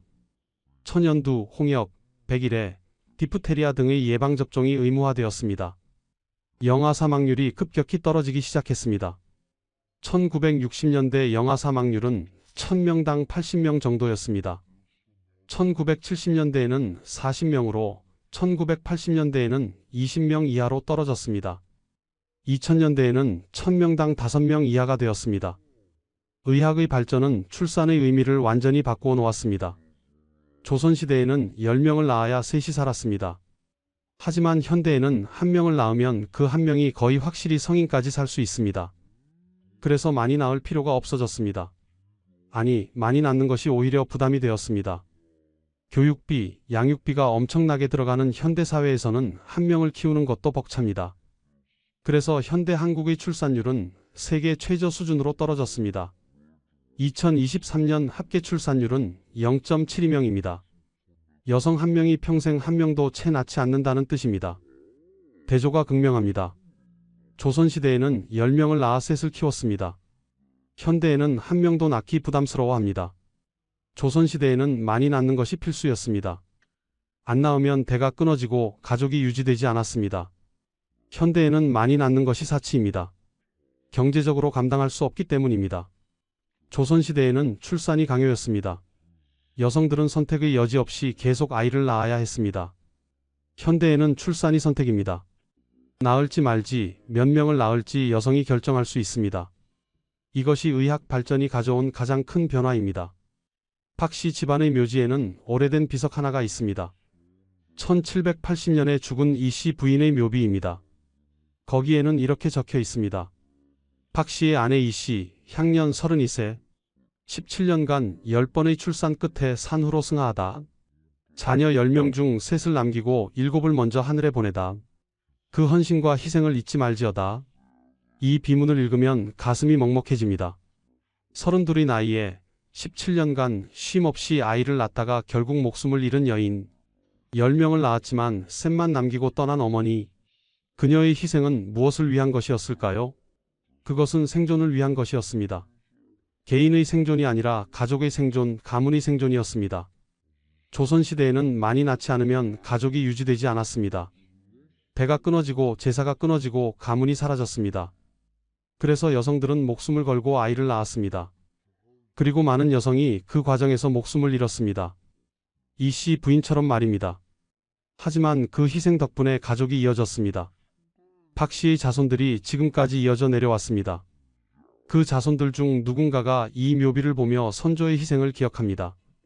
조선시대 사람들은 왜 아이를 10명씩 낳았을까요? 그것은 미덕이 아니라 필수였습니다. 많이 낳지 않으면 살아남을 수 없었기 때문입니다. 높은 영아 사망률, 열악한 의료 환경, 끊임없는 전염병. 이 모든 것이 사람들을 많은 출산으로 내몰았습니다. 그리고 그 과정에서 수많은 여성이 희생되었습니다.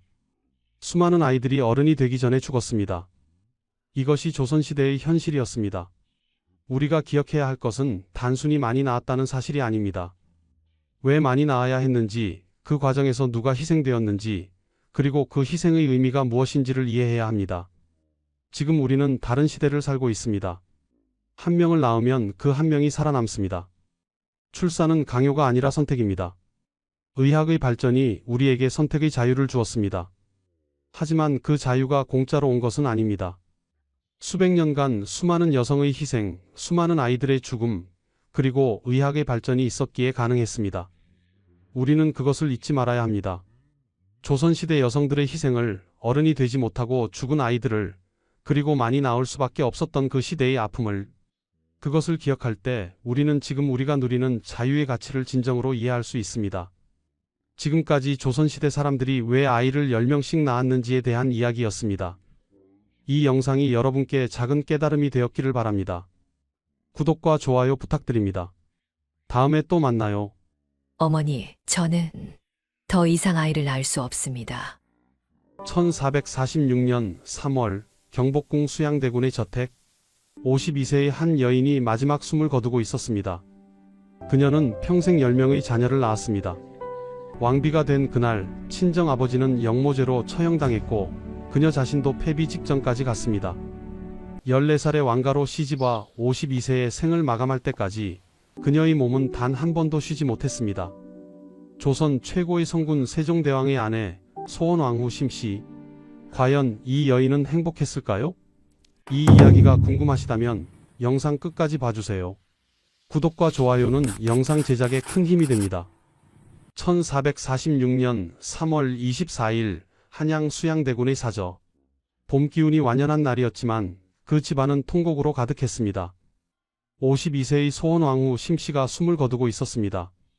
침상 곁에는 남편 세종이 무릎을 꿇고 앉아 있었습니다. 53세의 왕은 눈물로 범벅이 된 얼굴로 아내의 손을 꼭 쥐고 있었습니다. 중전. 세종의 목소리는 떨리고 있었습니다. 29년 전 그가 왕이 된 그날부터 지금까지 이 여인은 단 하루도 왕비의 자리를 비우지 않았습니다. 옆에는 세자 문종이 서 있었습니다. 32세의 세자는 이미 며칠째 식사를 거르고 어머니를 간호하고 있었습니다. 그의 팔뚝에는 화상 자국이 선명했습니다.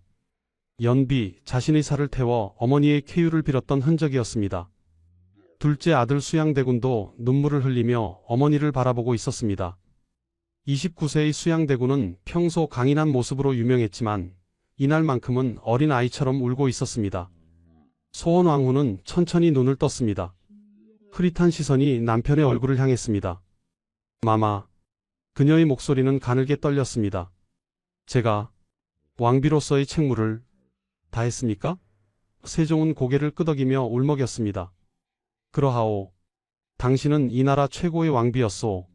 나의 가장 큰 버팀목이었소. 소원왕후의 입가에 희미한 미소가 번졌습니다. 그녀는 아들들을 차례로 바라봤습니다. 문종, 수양대군, 안평대군. 그녀가 목숨 걸고 낳았던 아들들이었습니다. 너희들은 형제끼리 우애 있게 지내거라. 서로 해치는 일이 절대 있어서는. 그녀의 말은 끝까지 이어지지 못했습니다. 방 밖에는 승려들이 줄지어 앉아 연부를 외우고 있었습니다. 세종이 긴급히 불러 모은 승려들이었습니다. 2주 전인 3월 10일 왕후가 병에 걸렸다는 소식을 들은 세종은 즉시 전국의 죄수들을 방면했습니다. 산천초목에 기도를 올리고 승려들에게 불사를 명했습니다. 왕후의 병에 감응하게 하라. 하지만 소원왕후의 병세는 날이 갈수록 악화되었습니다. 지난 2년간 그녀는 너무 많은 슬픔을 견뎌야 했습니다. 1444년 어머니 사만국 대부인 안씨가 세상을 떠났습니다. 그해 말 다섯째 아들 광평대군이 겨우 20세의 나이로 세상을 떠났습니다. 1445년 일곱째 아들 평원대군이 19세의 천연두로 사망했습니다. 1년도 안 되는 사이에 어머니와 두 아들을 잃은 충격, 그것이 소원왕후의 건강을 완전히 무너뜨렸습니다. 중전. 세종의 비명 같은 외침이 방 안을 울렸습니다. 소원 왕후의 숨이 끊어진 것입니다. 1446년 3월 24일 조선 4대 왕 세종의 왕비 소원 왕후 심씨는 52세를 일기로 생을 마감했습니다. 그녀가 왕비로 지낸 시간은 29년이었습니다. 그녀는 평생 10명의 자녀를 낳았습니다. 팔남 2녀. 조선 역사상 한 왕비가 낳은 적자로는 최다 기록이었습니다. 하지만 그 영광의 이면에는 한 여성의 처절한 희생이 숨어 있었습니다. 왕비 즉위식에도 임신 8개월이었고 친정 아버지가 처형당하던 날도 임신 중이었으며 한성 대화제를 진압 지휘할 때도 만삭의 몸이었던 이 여인. 언제나 임신해 있었고 언제나 아이를 낳고 있었던 여인. 소원 왕후는 과연 행복했을까요? 14살의 왕가로 시집온 소녀에게 과연 무슨 일이 있었던 걸까요? 32년 전으로 돌아가 보겠습니다. 1408년 조선 건국 16년째 되는 해였습니다. 한양 양주목 어느 저택에서 혼례가 열리고 있었습니다. 신부는 14세 소녀 심씨, 신랑은 12세 소년 충녕군이었습니다. 신부 심씨는 청송 심씨 가문의 장녀였습니다. 1395년 음력 9월 28일 태어난 그녀는 당대 최고의 명문가에서 자랐습니다. 할아버지 심덕부는 고려 말의 재상이자 조선의 개국 공신이었습니다. 아버지 심호는 심덕부의 넷째 아들로 조선 조정에서 승승장구하고 있었습니다. 어머니는 영돈령 부사 안천보의 딸 안씨였습니다. 청송 심씨 가문은 이미 왕실과 깊은 인연이 있었습니다. 심씨의 숙부 심종은 조선 태조 이성계의 딸 경선공주와 혼인했습니다. 그리고 이제 심씨가 태종의 셋째 아들 충녕군과 혼인함으로써 청송 심씨는 2대에 걸쳐 왕실과 겹사돈을 맺게 되었습니다. 혼례식이 끝나고 신방에 들어간 어린 부부. 14살 소녀와 12살 소녀는 서로를 물끄러미 바라봤습니다. 충녕군. 예, 옹주. 둘은 어색하게 인사를 나눴습니다. 신부 심씨는 경숙 옹주로 봉해졌습니다. 신랑 충녕군은 원래 이름이 이도였습니다. 태종의 셋째 아들이었던 그는 왕위와는 거리가 먼 인물이었습니다. 당시 세자는 첫째 양녕대군이었습니다. 아무도 충녕군이 왕이 되리라 예상하지 못했습니다. 경숙옹주 역시 자신이 왕비가 되리라고는 꿈에도 생각하지 못했습니다. 어린 부부는 금슬이 좋았습니다. 세종실록에는 이렇게 기록되어 있습니다. 왕후는 나면서부터 정숙하고 완만하여 오직 덕을 행하였다. 소원 왕후의 타고난 성품이 평온하고 인자했다는 뜻입니다. 1412년 17세가 된 심씨는 첫 아이를 낳았습니다. 딸이었습니다. 정소공주였습니다. 태종의 첫 손녀가 태어난 것입니다. 온 궁궐이 기뻐했습니다. 정소공주는 총명하고 슬기로워 모든 어른들의 사랑을 받았습니다. 1414년 심씨는 첫 아들을 낳았습니다. 훗날 문종이 되는 왕자였습니다. 충녕군 부부는 기뻐했습니다. 태종도 손자의 탄생을 축하했습니다. 1417년 심씨는 또 두 자녀를 낳았습니다. 둘째 아들과 둘째 딸이었습니다. 둘째 아들은 훗날 세조가 되는 수양대군이었고 둘째 딸은 정의공주였습니다. 심씨는 출산을 거듭할수록 건강해 보였습니다. 아이를 잘 낳는다는 소문이 퍼졌습니다. 1417년 충녕군이 충녕대군으로 승격되었습니다. 심씨도 사만국 대부인으로 봉해졌습니다. 신분이 한 단계 올라간 것입니다. 하지만 여전히 평범한 대군 가족의 삶이었습니다. 1418년 음력 9월 심씨는 셋째 아들을 낳았습니다. 훗날 안평대군이 되는 왕자였습니다. 그런데 그 한 달 전인 1418년 8월 예상치 못한 일이 벌어졌습니다. 시아버지 태종이 갑자기 왕위를 물려준 것입니다. 장남 양녕대군이 폐세자되고 셋째 아들 충녕대군이 왕세자로 책봉되었습니다. 그리고 불과 2달 만에 충녕대군이 왕위에 올랐습니다. 조선 4대 왕 세종의 탄생이었습니다. 그때 심씨의 나이 24세였습니다. 1418년 음력 6월 남편이 세자가 되면서 심씨는 왕세자빈이 되어 경빈으로 책봉되었습니다. 그리고 음력 8월 남편이 왕이 되면서 심씨는 왕비가 되어 공비로 책봉되었습니다. 불과 몇 달 사이에 대군 부인에서 세자빈을 거쳐 왕비가 된 것입니다. 왕비 즉위식 날 심씨는 임신 8개월이었습니다. 만삭의 몸으로 무거운 왕비의 예복을 입고 의식을 치러야 했습니다. 그날 그녀의 뱃속에는 셋째 아들 안평대군이 있었습니다. 안평대군은 세종 즉위 한 달 후인 음력 9월에 태어났습니다. 24세에 갑자기 조선의 왕비가 된 심씨. 하지만 그녀를 기다리고 있던 것은 영광이 아니라 지옥이었습니다. 왕비가 된 그날부터 그녀의 친정은 무너지기 시작했습니다. 하지만 그때 심씨는 몰랐습니다. 자신의 아버지가 곧 죽임을 당하리라는 것을, 자신이 패비 직전까지 가리라는 것을, 그리고 자신의 평생이 출산과 상실로 점철되리라는 것을 말입니다. 1418년 음력 8월 11일 세종이 즉위했습니다. 소원왕후의 아버지 시몬은 즉시 영의정에 임명되었습니다. 정일품 영의정, 신하 중 최고의 관직이었습니다. 국왕의 장인이 된 시몬에게 주어진 예우였습니다. 당시 실권자는 상황태종이었습니다. 태종은 직접 사위 세종을 왕위에 앉혔고 장인 시몬을 영의정에 앉혔습니다. 표면적으로는 영광이었습니다. 시몬이 명나라의 사신으로 가게 되었을 때 수많은 사람들이 전송을 나왔습니다. 세종실록은 이렇게 기록합니다. 시몬은 임금의 장인으로 나이 52 못되어 수상의 지위에 오르게 되니 영광과 세도가 혁혁하여 이날 전송 나온 사람으로 장안이 거의 비게 되었다. 하지만 이것은 함정이었습니다.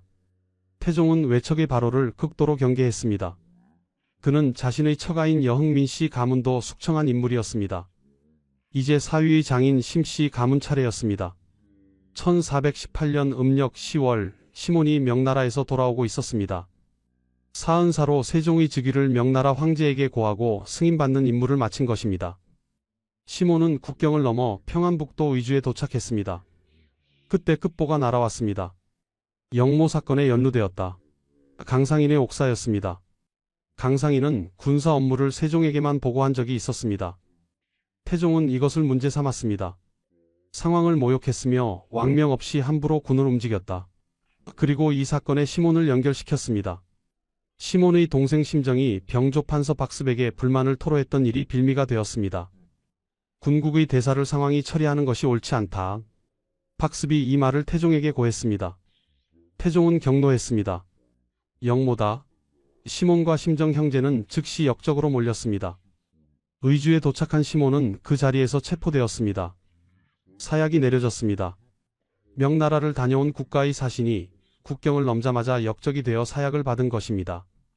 1418년 음력 10월 20일 시몬은 의주에서 사약을 받고 죽었습니다. 나이 44세였습니다.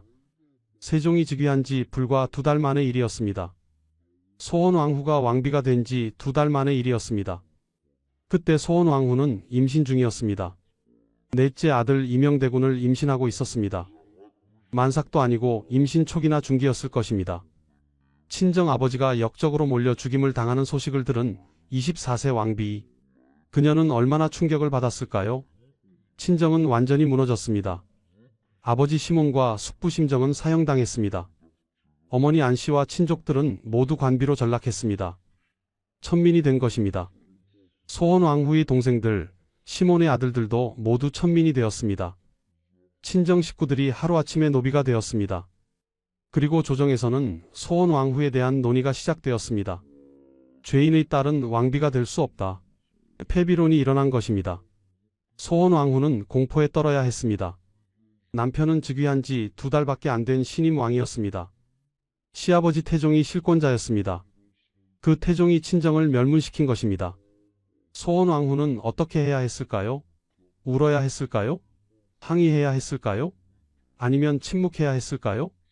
다행히 태종이 직접 나섰습니다. 아버지가 죄를 지었어도 딸이 후비가 된 일이 옛날에도 있었다. 형률로도 연좌에 해당되지 않는다. 태종은 폐비론을 종식시켰습니다. 그리고 며느리 소원왕후에게 직접 말했습니다. 염려하지 마시오. 하지만 그 말이 소원왕후에게 위로가 되었을까요? 자신의 친정을 멸문시킨 시아버지가 건네는 위로를 그녀는 어떤 마음으로 받아들였을까요? 소원왕후가 폐비되지 않은 이유가 있었습니다. 첫째, 내조의 공이 컸습니다. 둘째, 이미 왕자를 2명 낳았습니다. 셋째, 당시 안평대군을 임신 중이었습니다. 임신한 왕비를 폐위할 수는 없었습니다. 소원왕후는 목숨을 건진 것입니다.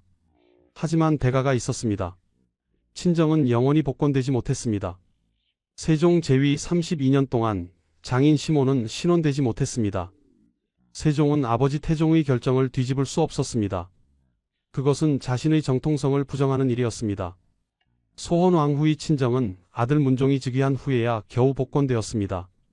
1450년 소헌왕후가 죽은 지 4년 후의 일이었습니다. 왕비가 된 소헌왕후에게 주어진 가장 중요한 임무는 출산이었습니다. 왕실의 대를 이어야 했습니다. 적자를 많이 낳아야 했습니다. 소헌왕후는 그 임무를 완벽하게 수행했습니다. 1412년 정소공주 출산 이후 그녀는 쉬지 않고 아이를 낳았습니다. 1414년 문종, 1417년 수양대군과 정의공주, 1418년 안평대군, 1420년경 이명대군, 1425년경 광평대군, 1426년경 금성대군, 1427년경 평원대군, 1441년 영흥대군, 총 8남 2녀 10명의 자녀였습니다. 조선 왕실에서 한 왕비가 낳은 적자로는 최다 기록이었습니다. 조선 역사상 적자를 가장 많이 낳은 왕은 태조와 세종이었습니다. 둘 다 8명을 낳았습니다. 하지만 태조는 2명의 왕비에게서 낳았고 세종은 오직 소헌왕후 1명에게서만 8명을 낳았습니다. 소헌왕후의 출산 기록을 보면 놀라운 사실을 발견할 수 있습니다. 그녀는 인생의 중요한 순간마다 임신해 있었습니다. 1418년 왕비 즉위식 임신 8개월이었습니다. 안평대군을 뱃속에 품고 있었습니다. 1418년 친정아버지 시몬 처형 임신 중이었습니다. 이명대군을 임신하고 있었을 것입니다. 1426년 한성 대화제 진압 지휘 만삭이었습니다. 금성대군 출산 약 1개월 전이었습니다. 그날은 1426년 음력 4월 9일이었습니다. 한성에 큰 불이 났습니다. 종묘와 창덕궁이 위험에 처했습니다. 세종은 급히 피신했습니다. 그때 소헌왕후가 나섰습니다. 그녀는 문무백관에게 전교를 내렸습니다. 종묘와 창덕궁 구제에 힘쓸 것을 명한다. 만삭의 몸으로 화재 진압을 지휘한 것입니다. 당시 정승황후는 세종이 아니라 소헌왕후에게 보고를 올렸습니다. 왕비의 위기 대처 능력을 인정한 것입니다. 소헌왕후는 왜 이렇게 많이 임신해 있었을까요? 세종의 요구였을까요? 아니면 왕실의 압박이었을까요? 아니면 그녀 자신의 선택이었을까요? 아마도 모든 이유가 복합적으로 작용했을 것입니다.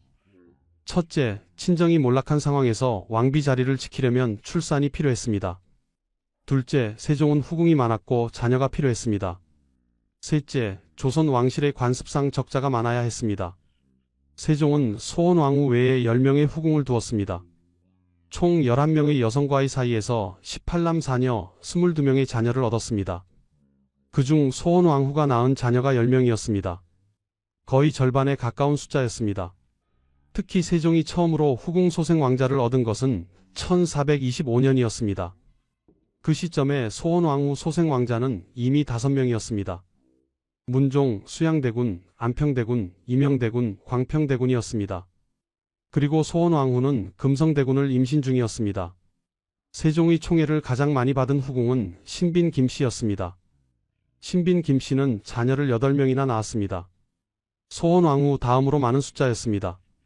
하지만 소헌왕후는 신빈 김씨와 별다른 잡음 없이 지냈습니다. 오히려 신빈 김씨에게 차남 수양대군과 막내 아들 영흥대군의 양육을 맡길 정도였습니다. 신빈 김씨는 수양대군이 태어난 직후 그의 유모가 되었고 나중에는 영흥대군의 유모가 되었습니다. 소헌왕후는 후궁들을 잘 이끌었습니다. 내명부를 안정적으로 통솔했습니다. 세종 때의 내명부는 조선시대를 통틀어 가장 안정적이었다고 평가받습니다. 왕비와 후궁 간의 갈등이 거의 없었습니다. 소헌왕후가 투기하지 않는 덕을 지녔기 때문이었습니다.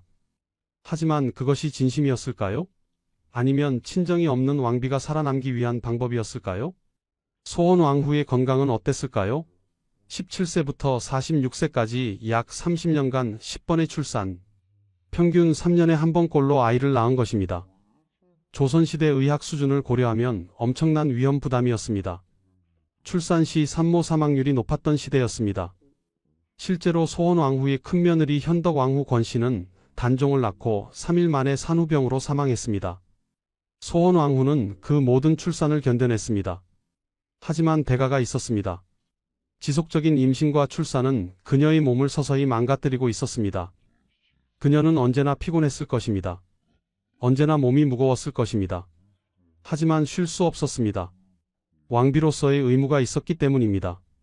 1424년 음력 2월 25일 비극이 시작되었습니다. 소헌왕후의 첫째 딸 정소공주가 세상을 떠난 것입니다. 나이 겨우 13세였습니다. 천연두에 걸려 사망했습니다. 정소공주는 태종의 첫 손녀였습니다. 할아버지 태종을 비롯하여 왕실의 모든 어른들에게 각별한 애정을 받으며 성장했습니다. 성품이 총명하고 슬기로워 모두가 기대를 걸었던 공주였습니다. 그런 딸이 13세에 죽었습니다. 소헌왕후는 통곡했습니다. 그때 그녀의 나이 30세였습니다. 처음으로 자식을 잃는 아픔을 겪었습니다. 세종도 슬퍼했습니다. 하지만 왕은 슬픔을 오래 간직할 수 없었습니다. 국정이 있었기 때문입니다. 소헌왕후는 혼자 슬픔을 삼켜야 했습니다. 그녀에게는 아직 8명의 자녀가 있었습니다. 어머니는 강해져야 했습니다. 1427년 또 다른 슬픔이 시작되었습니다. 장남 문종이 13세의 세자빈을 맞이했습니다. 상호군 김오문의 딸 김씨였습니다. 하지만 세자빈 김씨는 문제가 많았습니다. 그녀는 문종의 총애를 얻기 위해 온갖 미신적인 술법을 썼습니다. 방중술까지 배웠습니다. 소문이 퍼졌습니다. 소헌왕후와 세종은 충격을 받았습니다. 결국 1429년 김씨는 폐출되었습니다. 결혼한 지 2년도 안 되어 쫓겨난 것입니다. 1433년 문종은 두 번째 세자빈을 맞이했습니다. 종부소윤 봉효의 딸 봉씨였습니다. 하지만 봉씨는 김씨보다 더 심각했습니다. 봉씨는 시도 때도 없이 음주를 했습니다. 음식을 몰래 숨겨두고 먹는 식탐을 부렸습니다. 더 충격적인 것은 궁녀 소쌍과 동성의 관계를 맺었다는 사실이었습니다. 소헌왕후가 직접 나섰습니다. 그녀는 봉씨를 몇 차례 타일렀습니다. 하지만 봉씨는 행실을 고치지 않았습니다. 1436년 봉씨도 결국 폐출되었습니다. 소헌왕후는 얼마나 마음이 아팠을까요? 장남이 2번이나 세자빈을 잃었습니다. 며느리를 직접 교육하고 타일렀지만 실패했습니다. 왕비로서, 시어머니로서 자괴감을 느꼈을 것입니다.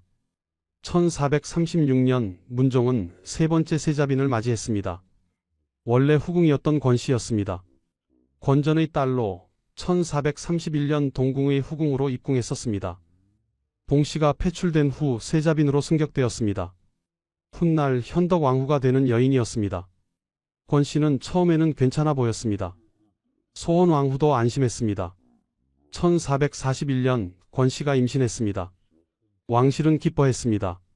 마침내 원손이 태어날 것이었습니다. 음력 7월 23일 권씨가 아들을 낳았습니다. 훗날 단종이 되는 왕손이었습니다. 하지만 기쁨은 오래가지 않았습니다. 권씨는 출산 3일 후 산후병으로 사망했습니다. 소헌왕후는 또다시 비탄에 빠졌습니다. 손자는 태어났지만 며느리는 죽었습니다. 1439년 또 다른 사건이 터졌습니다. 넷째 아들 이명대군이 문제를 일으켰습니다. 이명대군은 궁녀들과 사통했습니다. 소문이 퍼졌습니다. 세종은 관련자들을 처벌했습니다. 이명대군의 직첩까지 빼앗았습니다. 이 사건은 소헌왕후가 직접 보고한 것이었습니다. 그녀는 이명대군의 유모를 통해 이 일을 전달받았고 세종에게 알렸습니다. 어머니로서 얼마나 고통스러웠을까요? 자식의 비행을 직접 남편에게 고해야 했던 심정을 어떻게 표현할 수 있을까요? 소헌왕후는 후궁들의 동태도 자녀들의 행동도 항상 주시했습니다. 내명부를 관리하는 것이 왕비의 임무였습니다. 하지만 그 임무는 때로 너무 무거웠습니다. 며느리를 폐출시켜야 했고 아들의 비행을 고발해야 했고 또 다른 며느리의 죽음을 지켜봐야 했습니다. 소헌왕후는 과연 누구에게 위로받을 수 있었을까요? 1444년 소헌왕후는 50세가 되었습니다. 그 해는 그녀에게 지옥과 같은 해였습니다. 그해 어느 날 어머니 사만국 대부인 안씨가 세상을 떠났습니다. 소헌왕후의 어머니 안씨는 1418년 남편 시몬이 처형당한 후 관비로 전락했습니다. 며느리인 왕비가 살아있는데도 천민 신분이 되었습니다. 1426년 세종이 어머니 안씨와 가족들을 천안에서 제명하고 직첩을 복원해 주었습니다. 하지만 남편 시몬은 끝내 신원되지 못했습니다. 안 씨는 그 한을 품고 살다가 1444년 세상을 떠났습니다. 소원왕후는 어머니의 임종을 지켰습니다. 어머니, 50세 왕비는 어린아이처럼 울었습니다. 친정이 멸문당한 후 어머니만이 유일한 친정 식구였습니다. 그 어머니마저 떠난 것입니다. 슬픔을 추스를 겨를도 없이 또 다른 비극이 찾아왔습니다. 1444년 말 다섯째 아들 광평대군이 병에 걸렸습니다. 광평대군은 1425년경 태어나 이때 약 20세였습니다. 젊고 건강해 보였던 아들이 갑자기 쓰러진 것입니다. 소원왕후는 아들의 병상을 지켰습니다. 어머니, 저는 괜찮습니다. 광평대군은 어머니를 안심시키려 했습니다. 하지만 병은 악화되었습니다. 1444년 말 광평대군은 20세의 나이로 세상을 떠났습니다. 소원왕후는 또다시 자식을 잃었습니다. 30대의 딸을 잃었고 이제 50대의 아들을 잃었습니다. 왜 제 자식이? 왜 저보다 먼저? 소원왕후의 통곡이 궁궐을 울렸습니다. 하지만 비극은 거기서 끝나지 않았습니다. 1445년 일곱째 아들 평원대군이 천연두에 걸렸습니다. 평원대군은 1427년경 태어나 이때 약 19세였습니다. 천연두는 당시 불치병이었습니다. 소원왕후는 기도했습니다. 부처님, 제발 제 아들을 살려주십시오. 하지만 기도는 소용없었습니다. 1445년 평원대군은 19세의 나이로 세상을 떠났습니다. 광평대군이 죽고 불과 몇 달 만의 일이었습니다. 1년도 안 되는 사이에 어머니와 두 아들을 잃은 소원왕후. 그녀는 완전히 무너졌습니다. 50세 여인의 몸과 마음은 이미 한계에 달해 있었습니다. 평생 10명의 자녀를 낳고 친정의 멸문을 겪고 며느리들의 파문을 겪고 이제 자식들의 죽음까지 연이어 겪었습니다. 저는 무엇을 위해 살아온 것입니까? 소원왕후는 울먹였습니다. 세종도 괴로워했습니다. 아내가 너무 많은 슬픔을 견디고 있었습니다. 세종은 불교에 더욱 의지하기 시작했습니다. 승려들을 불러 모아 기도를 올렸습니다. 죽은 자식들의 명복을 빌었습니다. 아내의 마음을 위로하려 했습니다. 소원왕후도 불교에 귀의했습니다. 법당을 방문하고 석탑을 조성했습니다. 승려들과 함께 불법을 행했습니다. 하지만 집현전 학자들이 반발했습니다. 조선은 유교 국가입니다. 왕실이 불교에 빠지는 것은 옳지 않습니다. 상소가 빗발쳤습니다. 세종은 신하들의 반대에도 불구하고 불사를 계속했습니다. 짐이 부처를 좋아한다. 세종은 공개적으로 말했습니다. 아내를 위해서라면 신하들의 반대쯤은 무시할 수 있었습니다. 소원왕후는 남편의 배려에 감사했습니다. 하지만 마음의 상처는 치유되지 않았습니다. 1445년 이후 소원왕후의 건강은 급격히 악화되었습니다. 연이은 슬픔이 그녀의 몸을 망가뜨렸습니다. 평생의 출산으로 약해진 몸, 거기에 정신적 충격까지 더해진 것입니다. 그녀는 자주 병에 걸렸습니다. 궁궐 밖으로 피접을 나가기도 했습니다. 세종은 걱정했습니다. 중전, 몸조리를 잘하시오. 하지만 소원왕후는 왕비의 임무를 계속 수행했습니다. 내명부를 관리하고 의식에 참여하고 왕실을 돌봤습니다. 쉴 수 없었습니다. 왕비는 쉬어서는 안 되었습니다. 그렇게 1445년이 지나고 1446년이 왔습니다. 소원왕후 생애의 마지막 해였습니다. 1446년 3월 10일 소원왕후가 병에 걸렸습니다. 처음에는 가벼운 증상이었습니다. 조금 쉬면 나을 것입니다. 소원왕후는 애써 웃었습니다. 하지만 병은 빠르게 악화되었습니다. 세종은 즉각 조치를 취했습니다. 전국의 죄수들을 방면했습니다. 산천초목에 기도를 올렸습니다. 승려들을 불러 불사를 명했습니다. 왕후의 병에 감응하게 하라. 궁궐 안팎이 술렁이었습니다. 왕후가 위중하다는 소문이 퍼졌습니다. 세자 문종은 침식을 잊었습니다. 밤낮으로 어머니의 병상을 지켰습니다. 다른 대군들도 궁궐로 달려왔습니다. 수양대군, 안평대군, 금성대군, 영흥대군, 소원왕후의 아들들이 모두 모였습니다. 3월 중순 병세가 더욱 악화되었습니다. 소원왕후는 거의 의식을 잃었습니다. 세종은 절망했습니다. 어떻게든 왕후를 살려야 한다. 아들들은 연비를 행했습니다. 자신의 팔뚝을 향불로 지졌습니다. 살이 타는 냄새가 났습니다. 고통을 참으며 어머니의 쾌유를 빌었습니다. 문종의 팔뚝에, 수양대군의 팔뚝에, 안평대군의 팔뚝에 화상 자국이 생겼습니다.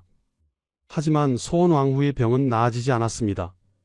3월 20일 소원왕후는 간헐적으로 의식을 되찾았습니다. 그녀는 주변을 둘러봤습니다. 남편, 아들들, 며느리들이 모두 모여 있었습니다. 마마, 대군들. 그녀의 목소리는 가늘었습니다.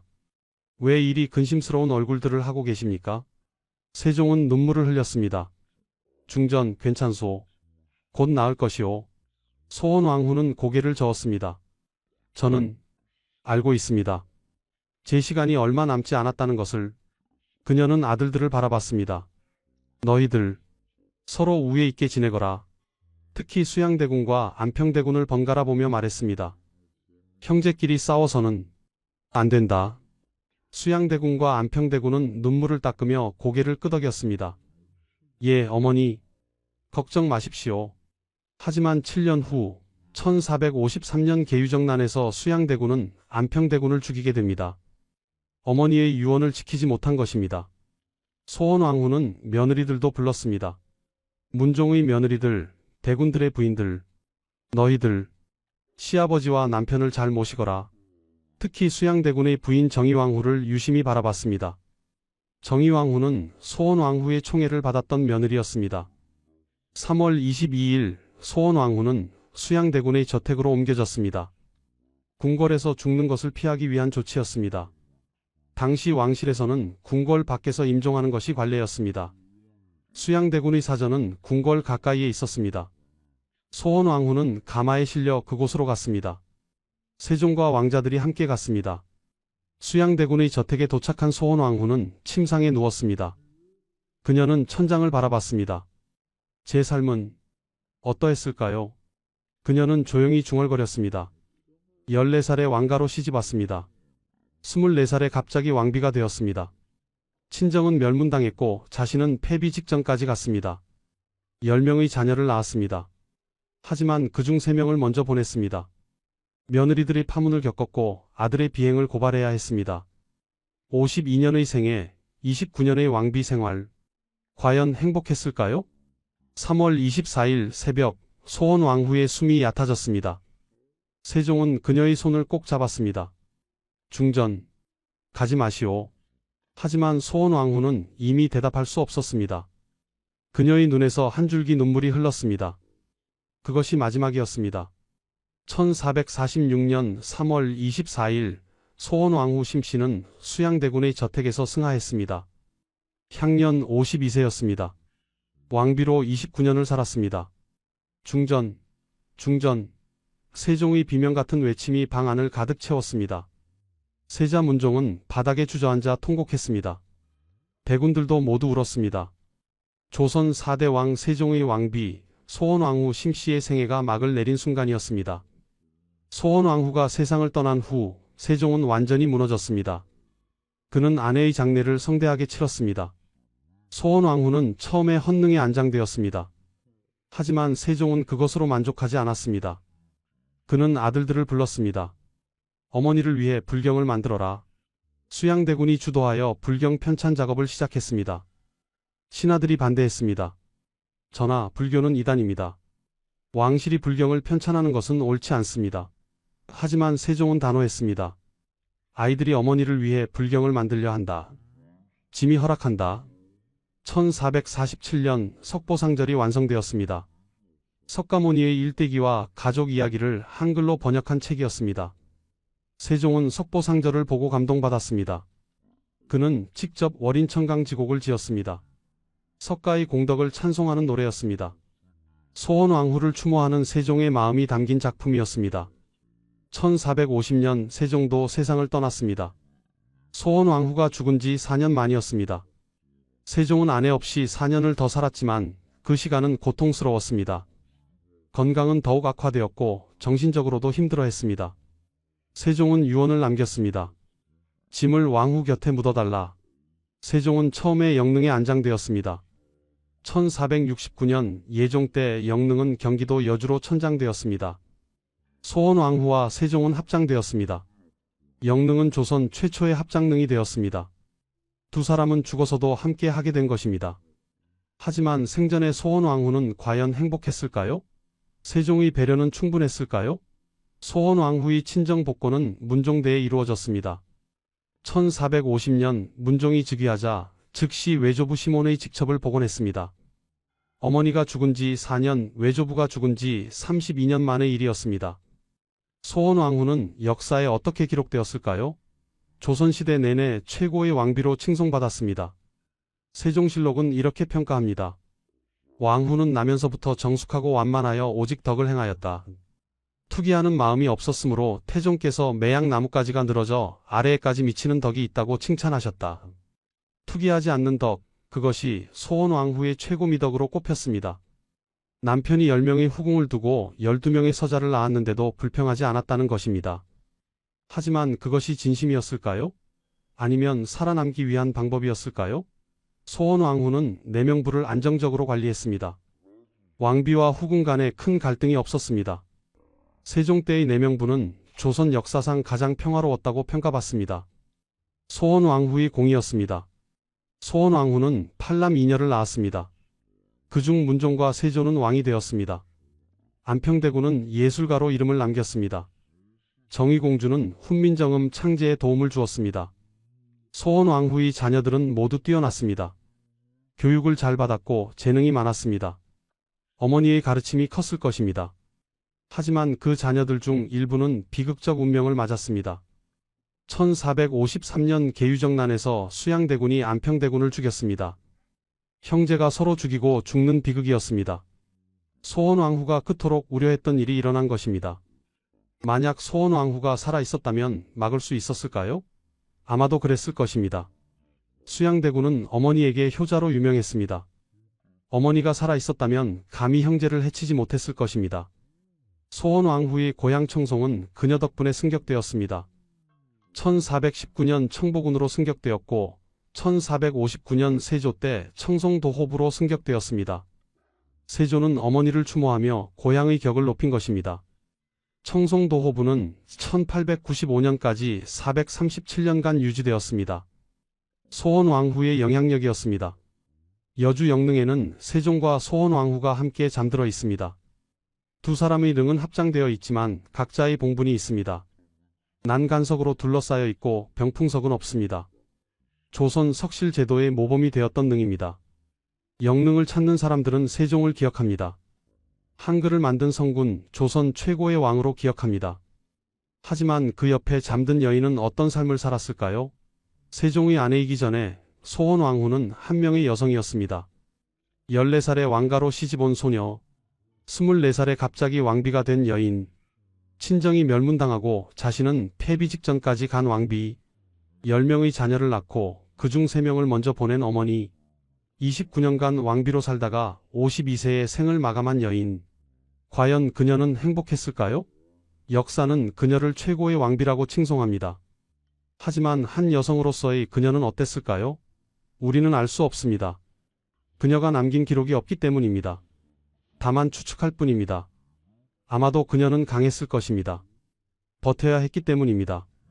아마도 그녀는 슬펐을 것입니다. 너무 많은 것을 잃었기 때문입니다.